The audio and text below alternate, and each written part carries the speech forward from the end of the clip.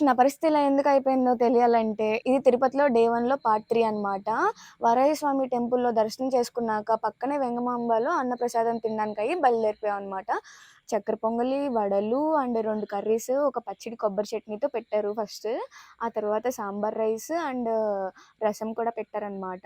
ఈ సాంబార్ రైస్ నేను ఎన్ని సార్లు తిన్నానంటే తిరుమలలో, ఇంకా కంటిన్యూయస్‌గా నేను తమిళనాడుకెళ్ళానన్న ఫీల్ అయితే వచ్చేసింది. సో, కంపార్ట్మెంట్స్‌లో అయితే మాకలా 9 అవర్స్ పట్టేసింది. చాలా టైం అయితే వెయిట్ చేసాం. అక్కడ లూడో ఆడుకున్నాము. ఇంకా పిచ్చి పిచ్చిగా ఇంక ఫోన్లుండవు కదా!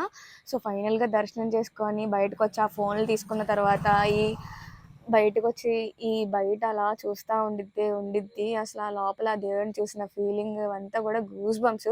నేనైతే 2 మినిట్స్ చూసుకున్నాను దర్శనం. ఇక్కడైతే నేను ఫుల్ ప్యూర్ జాయ్‌తో ఎంజాయ్ చేస్తున్నాను అనమాట. అంటే దర్శనం అవ్వంగాల్నే వర్షం పడుతుంది. గాడ్ బ్లెస్ చేస్తున్నట్టు. ఇంక అంతా డకౌట్ అయిపోయి పడిపోయాను.